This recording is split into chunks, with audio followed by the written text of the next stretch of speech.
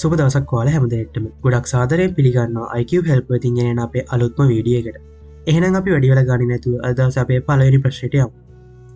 අද දවසේ පළවෙනි ප්‍රශ්නේ තමයි කඩදාසිය සොයාගත්තේ කුමන රටද?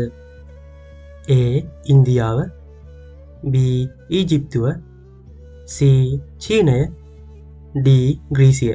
හරි. දැන් උත්තර දෙන්න.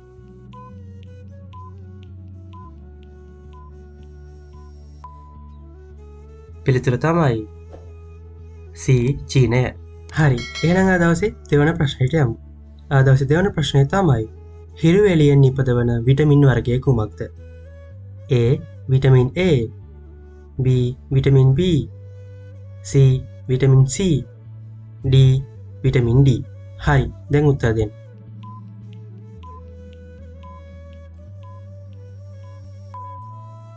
පිළිතුර තමයි D vitamin D.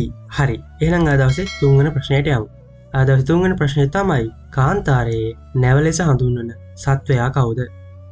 A අශ්වයා, B ඔටුවා, C අලියා, D බූරුවා. හරි. දැන් උත්තර දෙන්න.